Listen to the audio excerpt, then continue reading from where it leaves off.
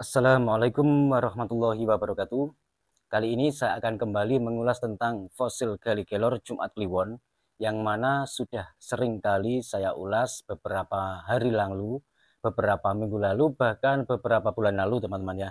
Untuk jenis fosil Gallikelor Jumat Kliwon, ini memang bervariasi, yaitu dari segi seratnya, tentunya sudah pasti dari segi bentuknya karena sudah saya belah-belah menjadi beberapa, menjadi puluhan, dan tidak sedikit juga ada beberapa yang dimaharin oleh sahabat subscriber, tentunya buat sahabat yang penghobi batu akik bertuah Nusantara, khususnya penghobi fosil Gallikelor.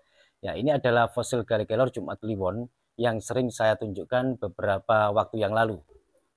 Fosil Gallikelor Jumat Kliwon yang sahabat-sahabat saksikan ini adalah jenis fosil Gallikelor Jumat Kliwon yang sudah saya tunjukkan, bahkan sering ya saya tunjukkan di video saya sebelumnya, yang beberapa minggu lalu juga beberapa bulan lalu, pada saat sebelum saya memotongnya atau membelah-belahnya, hingga pada saat pas saya membelahnya sampai sekarang ini adalah fosil Gallikelor Jumat Kliwon yang tetap masih saya simpan, masih saya rawat semestinya atau selayaknya sebuah fosil dari fosil Gallikelor yang bertuah gitu.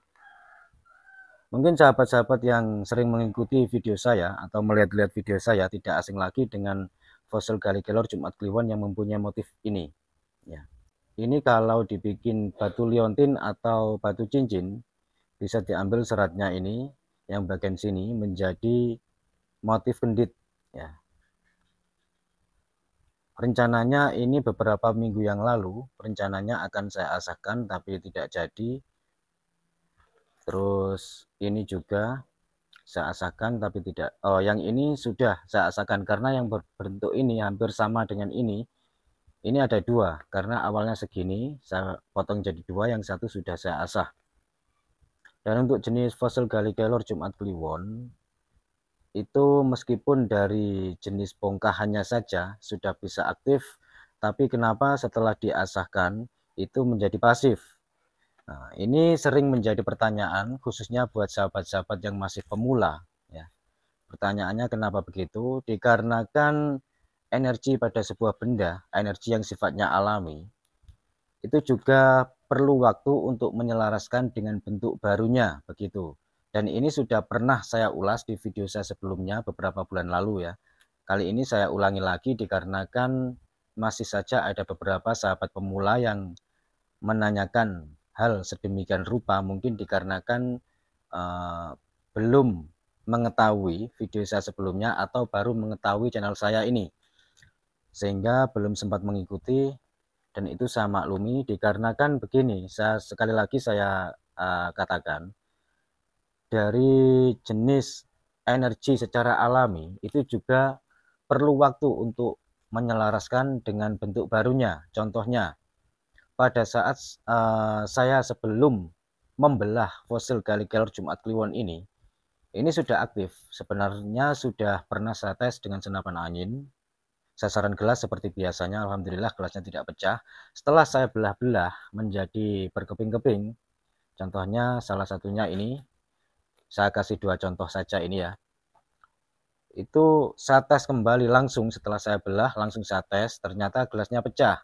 Dan setelah saya nunggu beberapa hari, ada yang sekitar 3 hari, ada yang 5 hari, bahkan ada yang sampai 1 bulan lebih baru aktif kembali. Nah, dan setelah saya tes, alhamdulillah gelasnya tidak pecah, artinya aktif. Dikarenakan apa?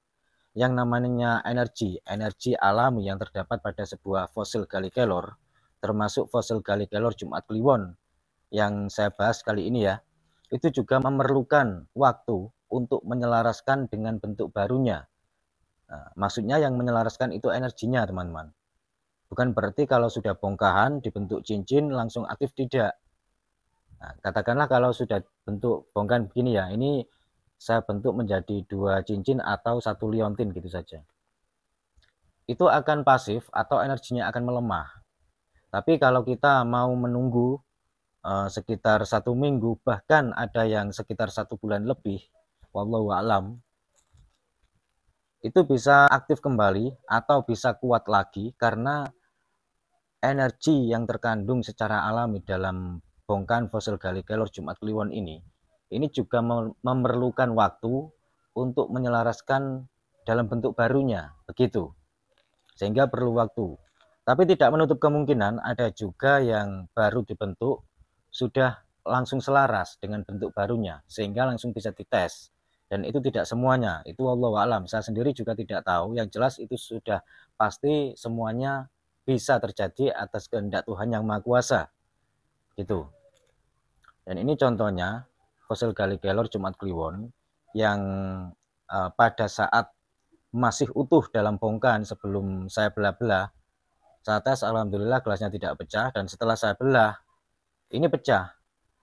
Dan setelah saya menunggu dalam selang waktu, seingat saya sekitar 2 mingguan, kira-kira segituan, alhamdulillah energinya selaras lagi sehingga bisa dites dengan senapan angin sasaran gelas seperti biasanya, begitu.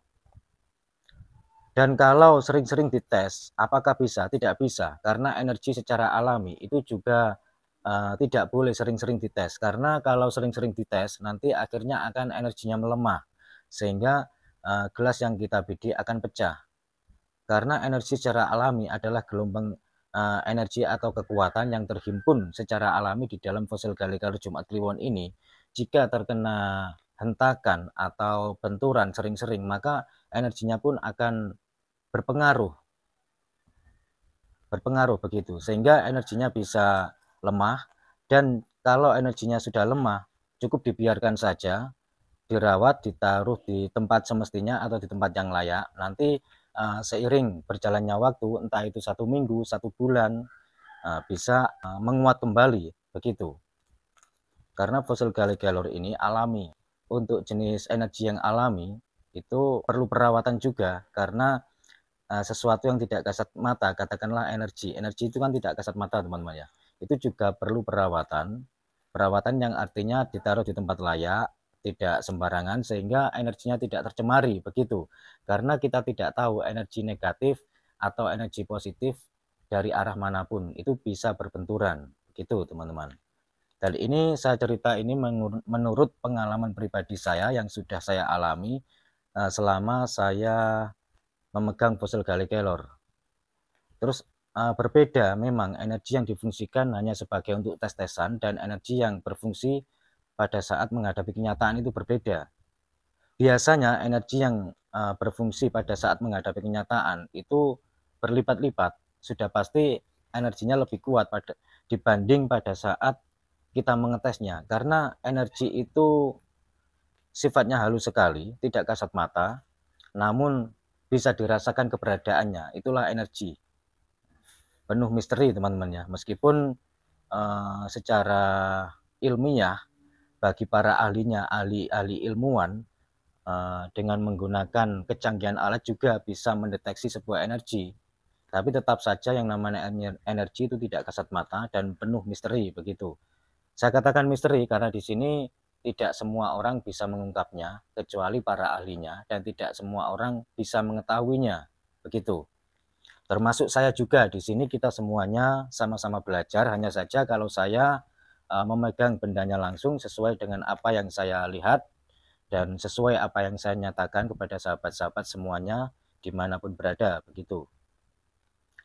Kenapa setiap saya pada saat mengetes fosil Gali Kelor itu saya tidak berani atau tidak mau mengulang-ulang, dikarenakan itu tadi teman-teman. Karena energi itu kalau semakin kita buat tes-tesan atau main-mainan itu juga akan melemah gitu, karena energi juga bisa tercemari secara alami begitu. Dan nanti kalau sudah kita simpan beberapa hari, beberapa minggu, atau mungkin bahkan sampai beberapa bulan, itu energinya akan memadat lagi, selaras lagi secara alami begitu. Dan apakah kalau tidak bisa dites itu pada saat menghadapi kenyataan itu tidak berfungsi? Jawabnya wallahu alam. Yang jelas yang pasti menurut pengalaman-pengalaman dari sahabat-sahabat, menurut cerita-cerita dan menurut pengalaman yang pernah saya lihat di lapangan, meskipun tidak pernah maaf salah kata, meskipun pada saat dites tidak berfungsi pada saat menghadapi kenyataan, alhamdulillah atas izin Tuhan yang Maha Kuasa, berfungsi begitu. Pernah ada seorang sahabat yang mengambil fosil gali kelor bertuah dari saya, langsung berkunjung ke alamat saya langsung. Waktu itu pas pada saat itu fosil gali kelornya dites di hadapan saya, yaitu fosil gali kelor yang dimahari dari saya. Itu pas pada saat dites kebetulan dengan senapan angin seperti biasanya sasaran gelas-gelasnya pecah. Nah, yang artinya proteksinya tidak mampu menahan untuk dites. Tapi karena orangnya sudah terlanjur suka, terus fosil gali kelornya itu dibawa saja pulang. Setelah dibawa saja pulang, di tengah perjalanan, sahabat saya itu mengalami sebuah kecelakaan yang lumayan fatal. Alhamdulillah meskipun fatal, kendaraannya nggak karu-karuan, bisa dikatakan bagian depannya kendaraan bermotornya hancur, bahkan sampai pakaiannya dan celananya itu banyak yang sobek. Alhamdulillah beliau tidak apa-apa begitu. Nah, itulah keajaiban Tuhan dan itu memang di luar logika kita dan semuanya terjadi atas kehendak Tuhan. Ya sekian dulu dari saya, kurang lebihnya saya mohon maaf. Cuma ini yang bisa saya sampaikan. Wassalamualaikum warahmatullahi wabarakatuh. Rahayu, salam budaya.